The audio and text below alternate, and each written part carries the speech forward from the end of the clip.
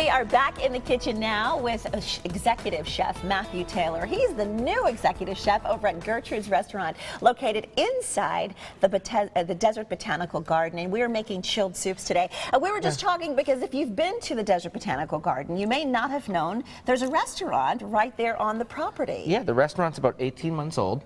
We're open breakfast, lunch, dinner. We're closed about 3 days of the year: Christmas, July 4th, Thanksgiving. That's it. That's it. Otherwise, we're open 7 to 9.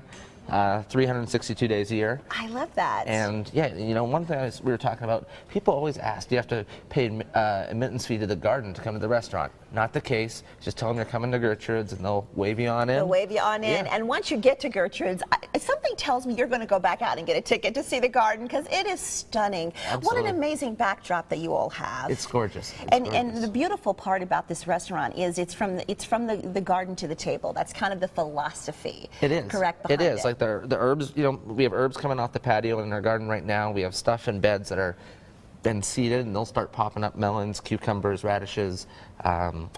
We love beets, it. all kind of we stuff. We love it, and a lot of things you brought with you. So we, in the first segment, you may have seen us do the gazpacho. And tell us, we had all the ingredients in there. Tell us what you had in there. We had heirloom tomatoes, bell peppers, cucumber, a little bit of toasted bread, a little bit of onion, sherry vinegar, honey. And then this is the product, and we just take one of these fancy hand blenders at home. Just buzz it up. Buzz it up, and it's going to be chunky. It's going to be a little bit rustic, but again, you're not turning on the stove and heating up the kitchen. It's perfect because it's soup. It's delicious. You threw shrimp in there, so you don't have to go that far. We couldn't go shrimp. You could do avocado. You could just do a little cucumber. Love it. You know, it's totally versatile and delicious and so healthy for you. It is healthy, and you can put it in the freezer. You said, which is nice too. Yeah, absolutely. Okay, so now we're doing our next soup, which is what? So we're going to do it kind of the same idea as the gazpacho, but we're going to do it with melons. Okay. Which you don't think about melons as like a savory soup, but it really is delicious and so refreshing right now. So we have your basic kind of honeydew, and this is a canary melon. What's a canary melon? And I know they look the same. I was about to say, I thought it was a honeydew when I walked over. It's similar to a honeydew, but it's a little more potent. Okay. And one thing is people don't have trouble with is peeling melons. As my mother was saying earlier, she's like, oh, I always cut it in half first and then start peeling it. It's so much easier if you just trim the tops and the bottom and go around, because it's a little more stable and you don't risk cutting your fingers off. And can you buy this at any market? Yeah, any market. They have them right now, and there's so many different varieties of melons. It's crazy, and they grow like that looks perfect. They grow like weeds in Arizona. Yeah, that so looks you have perfect. it peeled, and like I said, this is gonna be even a little more potent. How does it taste? Can I taste it? Absolutely. And you're gonna know it's almost like a little more potent than your honeydew. It looks the same. A little bite. More savory. Yeah, isn't that crazy? It's delicious, though. So you're doing a savory soup. I mean, I guess you could turn it into a dessert, but you have this melon that's a little more savory.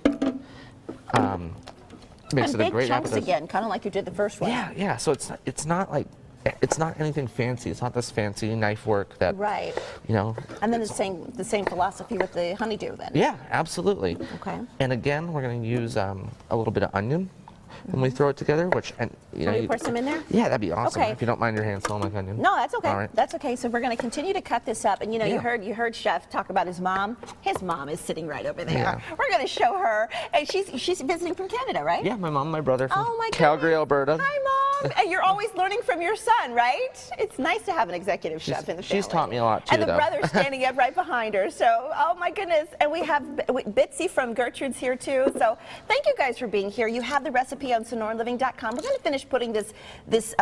Tell me what the name of it is. We'll call it a melon. We'll call it a chilled melon bisque. There you go. That chilled melon bisque. That does sound good. Chilled melon bisque. We have the recipe on SonoraLiving.com. We'll finish putting it together in the next segment, Terry. It'll be perfect for sampling. I think we should, as long as we're naming it, let's call it a Sonoran Living chilled melon bisque. We can charge a few extra dollars that way.